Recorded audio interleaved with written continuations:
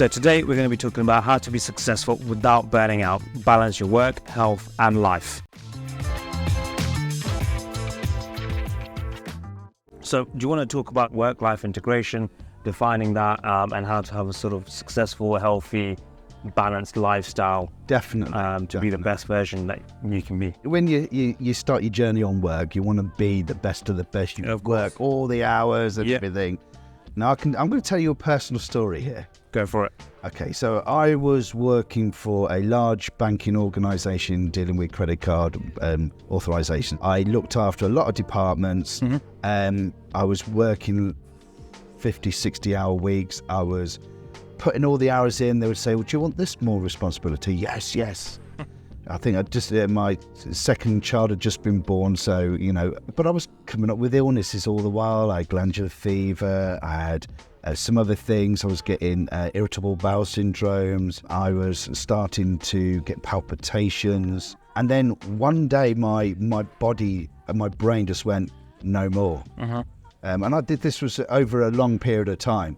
And I became bedridden for 3 months. When I mean bedridden, I could barely make it to the toilet. Wow. This is at a point where my second child had just been born, so my wife is under, she's off work, but she's got the pressure of my eldest child, who was 2.5, and my youngest child.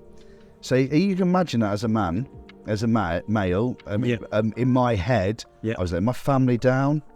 I was, just because I pushed myself I didn't have good coping mechanisms, I didn't have good things in place. I was actually suicidal. And I remember lying in bed thinking about it, how I was going to do it. And I could hear the birds in the background, and I was getting no joy from that. And normally I love, look at this is beautiful. I could have birds in here. But I love Mother Nature. I could hear that we've got some bamboo in the background, and it was swaying in the wind. I just sat there thinking about it, and my daughter came in, my eldest daughter. She's about 2.5. And she came up and she got onto the bed and she sat in front of me, and of course I'm normally a happy dad, but I wasn't. And she said, "Sad, Dad's sad." And I just burst into tears, because obviously that you got the innocence of a child. Now I need to tell you something. Whenever my daughter was upset or anything, I used to blow a raspberry on her belly. And what she did, she climbed onto the bed, picked up my t-shirt and blew a raspberry on my belly. And it was at that point I realised what a fool I was being, and it snapped me out of it, luckily. I wouldn't be here making this beautiful podcast. That's amazing. But that was all down to poor coping mechanisms. So personally speaking, obviously I've built myself up, my brain, my body and everything. But this is what people don't realise. It can take hold of you and ruin your life. And work-life balance is crucial. So you've got to make sure you're getting outside. You've got to make sure you've got good coping mechanisms, whether it's going to the gym, swimming, running, get your heartbeat up. Get hobbies. Even if it is watching trains, that's fantastic. Or, I don't know, go roller skating once a week. Fantastic. I love roller skating. I don't know about yourselves, but doing something like that. Do something that's fun and good for you, because it will chill you out, it will relax you. Funny you should say that, because there is some information here which says that regular physical activity can boost mood and reduce symptoms of depression and anxiety. I mean, I've definitely noticed that being more active, being more physical definitely helps your mood, definitely changes sort of your outlook, how you feel, how you react to situations as well. So I can agree with that side of things, that getting out and doing something physical doesn't have to be intense, doesn't have to be you don't have to train to become a bodybuilder or anything like that, but just doing something, just by tensing your muscles in some way. There's something there. I think there was a paper on this. They're called hope molecules, and it's when you're tensing your muscle, your body secretes chemicals around your body that gives your body hope, it gives your mind hope.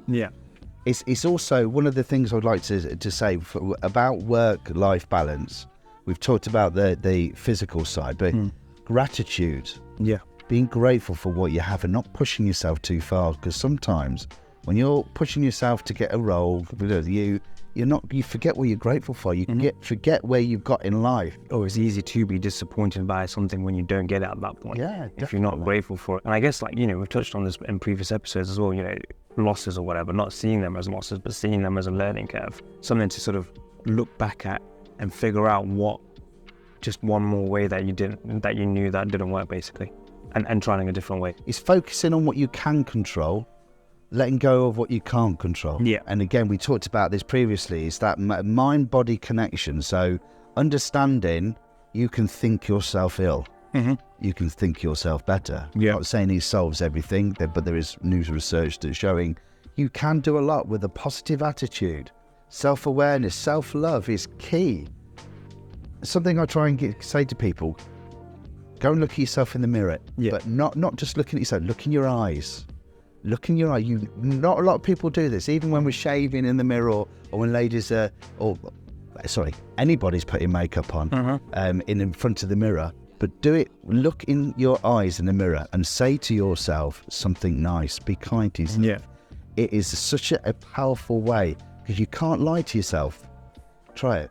Because I actually said I had hair once and looking in my eyes, but it didn't work. I didn't. But that's the thing. You've got to, joking apart, it's like that is a powerful way of giving yourself some self-love. Yeah. Just be kind to yourself. Spike Milligan said it about a smile and how infectious that is. And then it puts you in a good mood for no reason as well, puts the other person in a good mood for no reason. It makes such a difference, just that change. But you've got to reframe things and look and be grateful.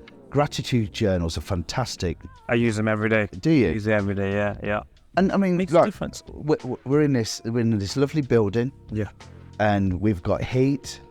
Got John the cameraman behind there keeping us clean and lovely, providing lighting. Making sure we're doing the right job. Yeah. We've got water. Yeah. There's not a problem in the world. Exactly. Do you know what I mean? Yeah. Well, there is problems in the world, but right here, right now, with us, there isn't an issue. We're now looking to work, though. Yeah. So there is nothing wrong with stretch goals at all. It's when we go silly. Now, there's nothing wrong with actually setting a silly goal. Yep. If you have the right mindset. Because if you have the mindset that, oh my God, I failed. Yep.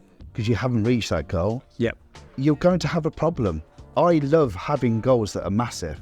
Huge goals. Because I put them on my whiteboard. Yeah. In front of me and my desk. And it's like, well, I'm happy if I reach one of them. Yes. And there's some silly goals. But I love them. Yeah. And I think, you've got to do that. Because I always your journey there. Yeah, 100%. And you've got to see it as, well, for me anyway, mine is similar in that sense that I have ridiculously big goals, but I'd rather have the big goals and even if I don't make it, know that at least I did everything I possibly could to try and at least get there. And if I don't get there, I'll get somewhere. Do you know what I mean? So I'll be better off than where I was beforehand. So I, rather than seeing as, I didn't succeed or I wasn't successful, it was, well, actually, if you look back, where you was and where you are now, massive difference. Look at us today with this podcast. We started off initially over a dodgy internet connection on Google. Then we Google Meet, yeah. Google Meet. Then we moved to your living room, and now we're in this lovely place. Regardless of what happens next, there's success. It's the journey as well, though. People forget you trying to reach those real big, massive goals. Mm-hmm. Your journey there, the self-improvement, the self-development, how you grow as an individual, it builds your resilience as well, because you will get told no. But as long as you recognise that failure is a part of the journey, and actually, failure is good. Failure is good. The best lessons you can get are from people who failed. Yes. I mean, that's amazing. It's just it's such a fascinating thing. I think also it's quite important to recognise as well, especially with things like goal settings and stuff like that. You won't achieve the goals tomorrow and be like, wow, I've made it. Do you know what I mean? It will be a gradual increase and a gradual growth journey where when you get to that summit, sometimes you might not even recognise or realise that you're there, because it happens bit by bit, and every time there's a bit of progression. It's a slow build-up, do you know what I mean? Rather than, I don't know, wanting to be a millionaire and then tomorrow there's £1 million in your bank account. It doesn't work that way. Success doesn't happen that way. It takes time. That £1 million, you might get 50,000 here, 100 here. Do you know what I mean? And it will slowly build up until you get there. And then one day you'll look at it and think, I've made it. But you're absolutely right. When we set ourselves goals, especially at work or in life, set goals that you can achieve, you're going to achieve. And then set your big goals. Yeah. That is key, because once you've got those, you're driving your passion, your development, your self-improvement away. but you've got to have some small wins. Celebrate the small wins. I think you can celebrate every win. Every win is a win. But you've got to make sure if you have goals that are like, I'm really out there, you're not going to be able to celebrate that often. So you've got to have some that are like a bit more grounded, but just have a selection of them, and that's the key. Within businesses, within yourself. I mean, I don't know about yourself. Personally, we have goals, don't we? Business, we have goals, and it's understanding. You've got to make sure. For me, coping mechanisms are the best thing in your life. Give us an example of the coping mechanism that somebody can sort of use. I strength train, so I'm married. I've got kids. I don't need to do bodybuilding or anything like that. I've got strength train. I do that. I meditate. I play poker once a week with the lads, and you just talk rubbish for about 4 hours and play cards. It's fantastic. Coping mechanisms are different for everybody, so find out what you enjoy doing, what you love doing. That's what you need to do. That's what coping mechanism is. Something that takes you away, where your focus is elsewhere. That's why Lego, jigsaw puzzles, being creative, drawing, anything along those lines. But find it and do it. Perfect. And I guess to wrap it up, sort of, how can we sort of put these into sort of little steps that we can sort of give to the audience today? We've got coping mechanisms. What else can we sort of do? We said, what did we say? Practice gratitude. Self-love. Set some goals. Self-awareness. Big goals and some achievable goals. And celebrate the wins. Hell yeah. Amazing. And if you enjoyed this video, watch out for our next video, which will appear somewhere on the screen. So click the link.